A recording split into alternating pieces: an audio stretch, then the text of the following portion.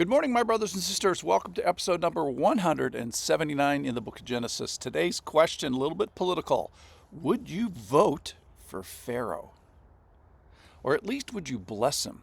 Well, how about if you don't disagree with him? Maybe he's in the different Egyptian political party than you. So it's a bit of a timely question as the U.S. enters into an election season.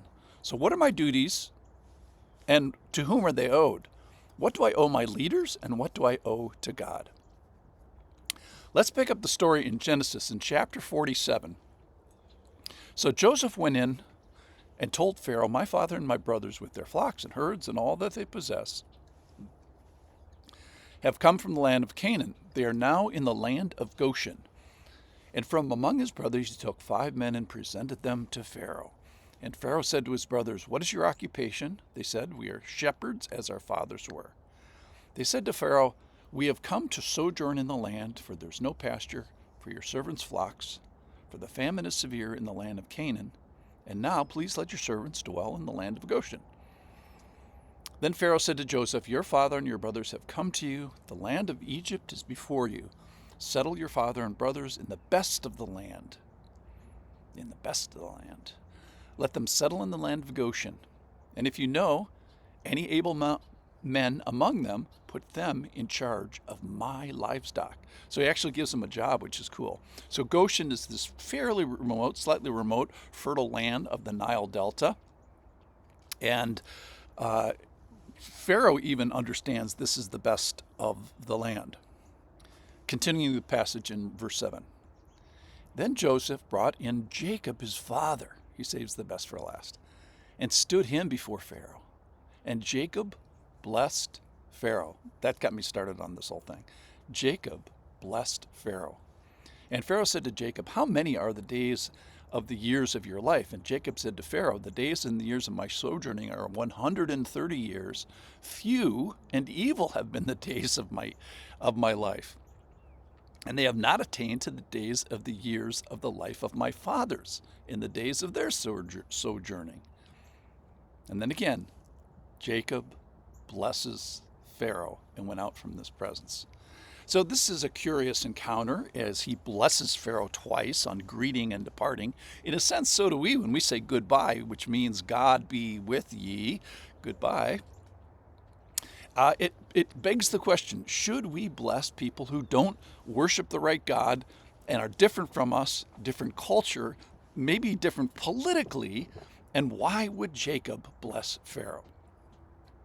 So one just general answer is Pharaoh is of the big tribe of being a human and being created by God. He's a receiver of some of the common graces of mankind.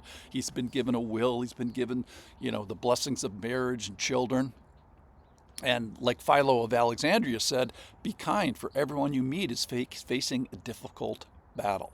And probably for the most of us, it's a secret battle that the other person is facing. The point is, everybody's got burdens and griefs and insecurities and confusions. Now, Pharaoh has enslaved Joseph, and yet he's preserved his life. So he probably thinks he's, kind of the hero in the story, don't we all? And the truth is, Joseph has intervened in the land to save the people, and probably by extension, save Pharaoh himself.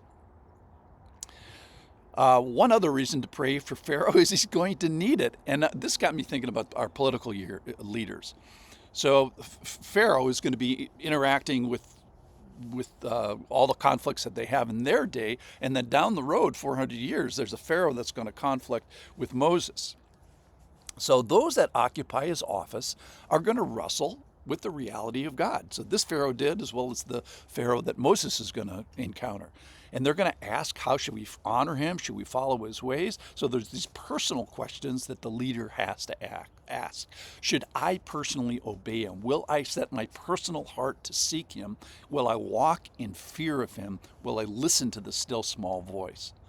Or you can kind of do the global question, will I be honorable in my job? Will I be turned and allowed to be used by God in my job? So two things, the responsibility of the governors, so let's talk about that.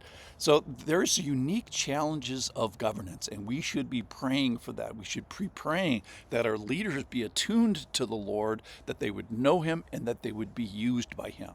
So it is right that Jacob blesses his new political leader. As the leader goes, so goes the land. So make him just, make him good, make him wise, make him pure-hearted, and if he can know the Lord personally, that's even better. The best passage for this, sir, that I turn back to is from Proverbs 21, verse 1, and it says, "The king's heart is like streams of water in the hand of the Lord. He turns it wherever he will." The king's heart is like streams of water in the hand of the Lord. He turns it wherever he will. So our prayer for our political leaders, whether they believe or not, is that their hands, their hearts, their decisions, their wisdom can be turned by the Lord. So if they don't follow you, that's one thing, but at least let's have them be influenced by the Lord. And then I was thinking about our responsibilities as the governed. Ezra 6:10 says that it is right to pray for the life of the king and his sons. And I suppose that in most societies and histories, that's a reasonable prayer, because it's a life that's uniquely at risk with assassinations and brothers killing brothers to get on the throne. And we've actually seen it in the U.S. here recently. So the prayer is, for this election, wisdom in the responsibilities of the governed, that we pay attention with our heads and our taxes and our contributions and our defense. We participate in all of that. And then we pray for our leaders and the outcome of our country. I would pray, Lord, that the lines have fallen for us in pleasant places. Please expand our borders and our influence. So we can only say that we have a beautiful inheritance, and may, by the Lord's mercy, may that continue. All right, I just want to finish with the life of Judah. He describes his life as short because Abraham lived 175 years, Isaac 180 years, and he's going to live 147 years. So he's right, his life is shorter.